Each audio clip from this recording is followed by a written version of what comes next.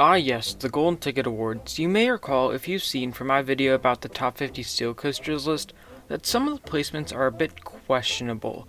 Well, actually maybe a bit more than questionable, like not having DC rivals even on the list at all.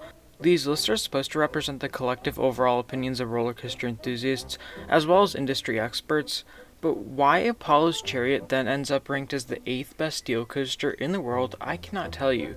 But today I'm here to bring you my analysis, aka questioning whether this world is worth it anymore, of the top 50 wooden roller coasters according to Amusement Today.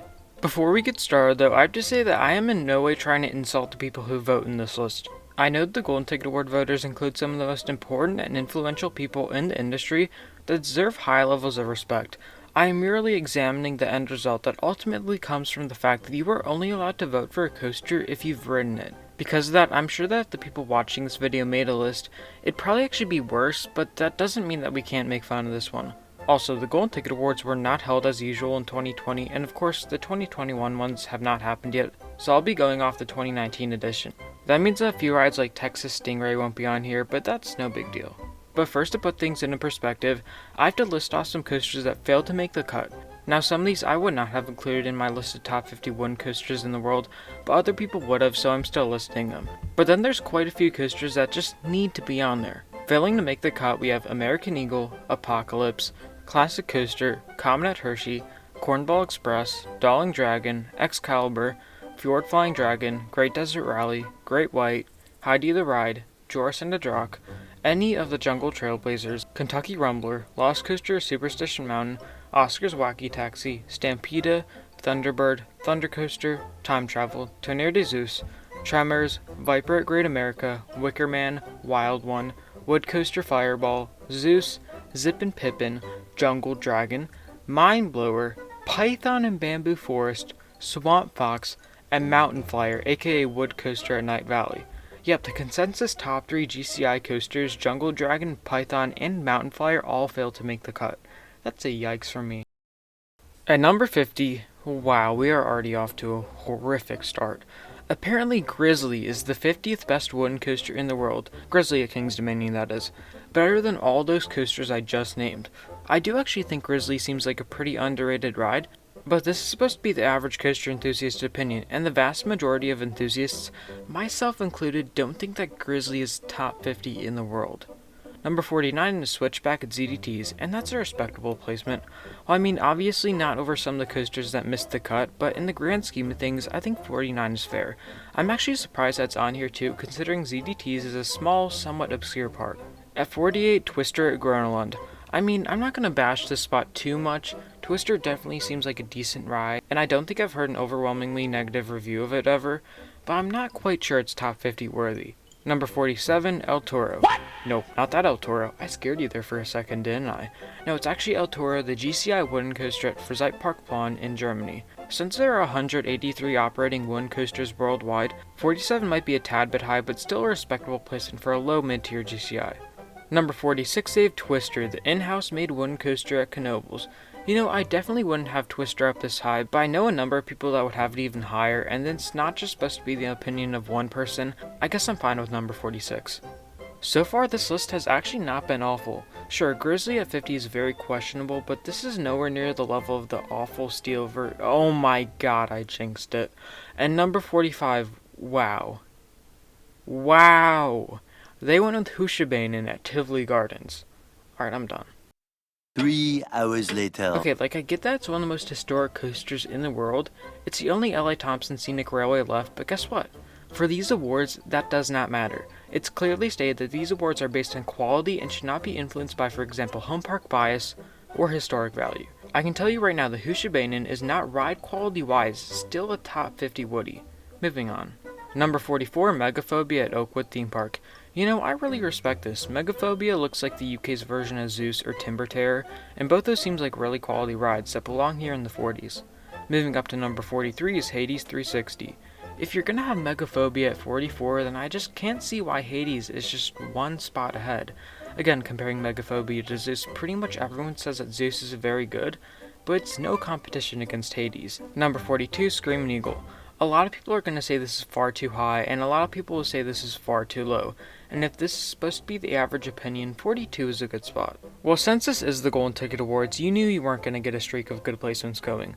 Number 41 is Invader. Let me get this straight. Invader, the most family of a GCI you can get. And don't get me wrong, it's an amazing family coaster, but Invader, the most family of a GCI, made the list, yet you failed to include Mountain Flyer at Night Valley.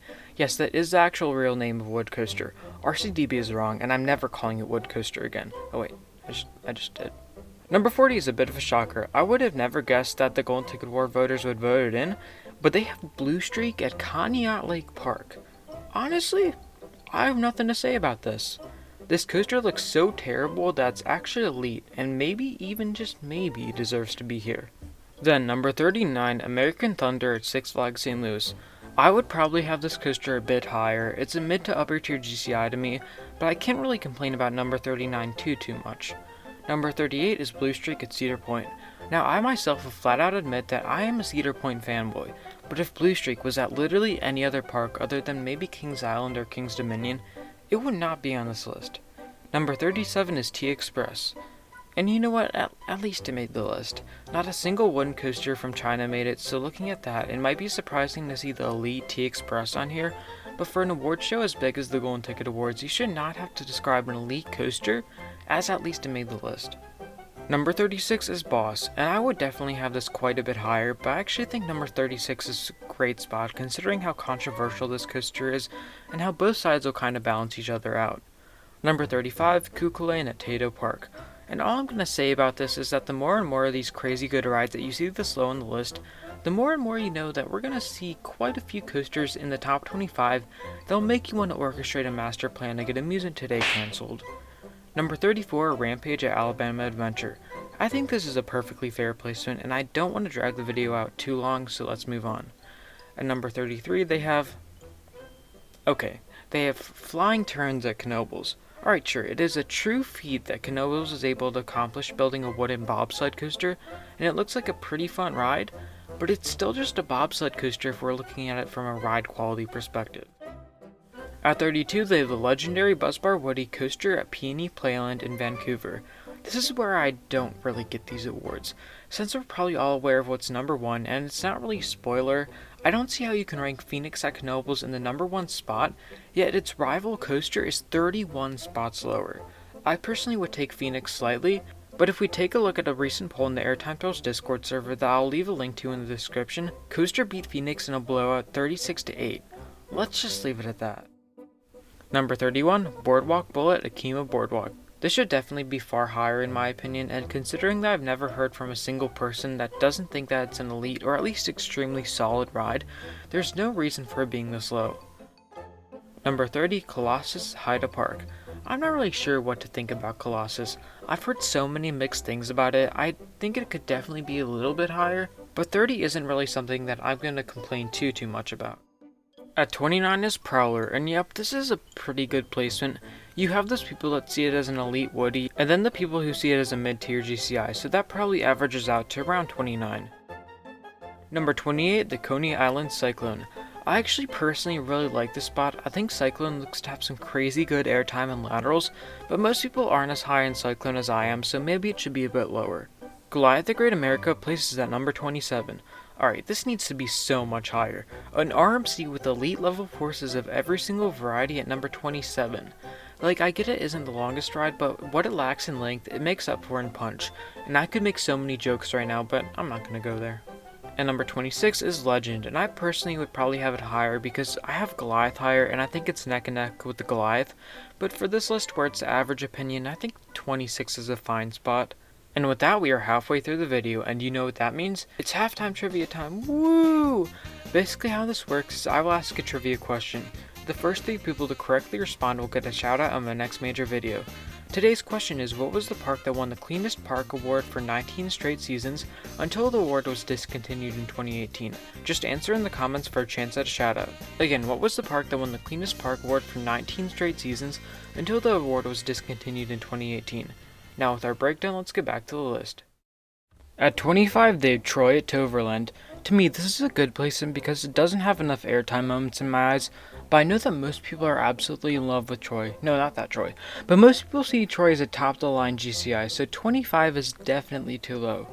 Number 24 is Renegade, and this is pretty much the same story with Troy. Except here, Renegade looks like a top-tier Woody to me, and I personally actually think that Renegade seems like the best GCI in North America. With these coasters this low, I know we are about to see some interesting placements. Oh, here's one of those. Vodon Timber Coaster as high as 23. I swear, if Wildcat from Hershey Park was at Europa Park, it would have cracked the top 50 because that's just how biased these awards are towards Europa. Look, I get Vodon is a pretty good GCI, but being a pretty good GCI doesn't land you in the top 25 Woodies. I know we just saw Troy and Renegade on here, but both those are more than just pretty good GCIs. They are seen as elite ones, and thus deserve it. At number 22, oh boy. Oh man, this is not good. White Lightning at Fun Spot America Orlando. So let me get this straight. White Lightning is ranked as high as 22, yet Mindblower at the other Fun Spot isn't even in the top 50. I swear, I've never heard an enthusiast say that White Lightning is better than Mindblower, let alone ranking it 29 plus spots higher in wooden coaster rankings. Is this the worst spot of the video so far? Well, Coaster was at 32 and T-Express at 37, so probably not, but it's up there. Number 21 is Raven, and I seriously don't understand the Golden Ticket Awards obsession with Raven. Like, yes, Raven is a very good Woody, but in 2021, where you have rides like Voyage, El Toro, T-Express, Mystic Timbers, and many others, Raven is no longer an elite wooden coaster that should be in the almost top 20. Now you might say, well, Augie, you haven't ridden any of them, what do you know? That is true if I'm judging it individually, but for a list like this, it's fair to say that Raven shouldn't be this high because from the people who have ridden it within the last 20 years, no one's really calling it a top tier wooden coaster. Man, now this is really starting to be a downer. Like, this video is supposed to be all fun and jokey, but now I'm just ranting, so I'm gonna tone it back a little. Number 20, Jackrabbit at Kennywood. Like, I get that has an insane double down, but what else does it have other than that? Oh, let's go through a slow turnaround and do a drop, then end the ride. Like, I think just because of that double down, Jackrabbit is a great ride, but number 20 in the world is a bit out there. Number 19 is Comet, A Great Escape, and I'm actually more interested in this placement than confused. I see that because back when I was becoming an enthusiast, everyone saw Comet as one of the best classic wooden coasters in the world, and a perfect number 1 coaster for Great Escape. And then all of a sudden, everyone just started pretending like it doesn't exist. Kinda like Wyoming. Maybe I'm generalizing, but that's what I felt like. Number 18, Thunderbolt at Kennywood. You know, I kinda respect this placement because I think Thunderbolt is becoming one of the most underrated Woodies out there. I mean, just look at this terrain usage. But come on. Number 18. And number 17 is Giant Dipper at Santa Cruz Beach Boardwalk. This is another one of those where you're a bit perplexed about the placement, but then you realize that Giant Dipper at Santa Cruz is this high, but then Giant Dipper at Belmont Park is nowhere to be found. So I am confusion. But in the end, putting Giant Dipper at Santa Cruz this high is a lot like putting ketchup on your peanut butter and jelly. It's different, but is that necessarily a good thing? Number 16, Wildfire at Colmarden. This is one of those spots where I have trouble deciding what I think about the placement because it's definitely too low, but 16 is still up there. It's high on the list, but I think the vast majority of us can agree that it should be a bit higher. Number 15 is Shivering Timbers, and I definitely don't think that Shivering Timbers beats Wildfire, but if I were to make this list, I predict Shivering Timbers would end up around number 15. While Michigan's Adventure is the smallest Cedar Fair park, at least they have one elite wooden coaster that will keep them relatively talked about. Well, they had one good placement, so you know what that means. The next one is going to be terrible. Number 14 is Lightning Racer at Hershey Park.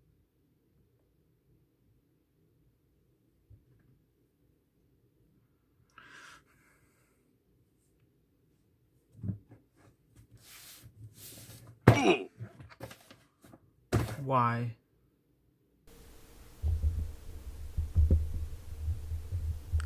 Look at this. This is a song about slow. How slowly can you go? As slow as the oak tree grows in the meadow. How slowly can you go?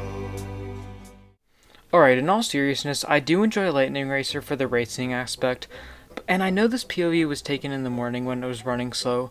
I just use it for comedic purposes, but even if it's running well, it has weak forces at best, so it can't be number 14 in the world. At 13 they have Boulder, and I don't really have a whole lot to say about this spot other than that I think it should be a bit lower, because it may be an intimate prefab, but it's definitely nowhere near T-Express or El Toro, and it doesn't get as much praise either from people that ride it. Number 12 is Gold Striker, and I actually love that it's this high. I might even personally have it a bit higher. Wow, this thing just seems so aggressive, just element after element after element, and there's no dead spots. A lot of people are saying that's gotten a bit rougher as of late, and I honestly don't really see how that would hurt the ride because it'd just make it feel even more aggressive and out of control. At number 11 they have Thunderhead. Yeah, Thunderhead is awesome nowadays with the retracking, but there's still a good many people that call Thunderhead too rough to enjoy. Even without those people, it still really shouldn't be this high, but the fact that those people are quite common really emphasizes that even more. At number 10 they have Mystic Timbers, what many people consider the best GCI in North America, and maybe even the best coaster at Kings Island. It does have its detractors, but I feel like the number of those people pale in comparison to how many people are obsessed with it. It literally has the shed. Of course it's gonna be here. Mystic Timbers shed, man, that's a GCI. GC wanna know so. At number 9, Ravine Flyer 2. This is one of those rides that, again, I think might be just a bit too controversial and have too many different varying opinions to be this high. You have people that say it's rough, people that say it's smooth, people say the airtime is crazy, people that say the airtime is weak, people that say the pacing is amazing, people who say it dies at the end. You get my point. Some people might think it should be this high, but there are too many people that don't for it to be here. Number 8, they have Outlaw Run. I guess this spot is alright, maybe a bit high in my opinion, but it's really nothing to go crazy over. Number 7. Alright, what is this? And number 7 is Lightning Rod at Dollywood, and this has to be top 3. The majority of people I know put Lightning Rod as the best wooden coaster in the world, myself included, and if it's not, it's number 2 or 3. Like, I get 7 is still really high, but there's one coaster in particular that we're gonna see at the number 5 spot that I just can't comprehend putting over Lightning Rod on this list. At the 6th spot is Ghost Rider, and I don't know, man. I know some people think Ghost Rider is the second coming of the Lord himself, but recently I've been hearing a lot of people say it's a bit overrated. I mean, I literally have a friend that even ranks Boomerang from Knott's over Ghost Rider. What? I definitely strongly disagree, but still, number 6 is a bit up there. And number 5, the coaster I was referring to earlier, is the Beast at Kings Island. Let's take a look at this thing, shall we?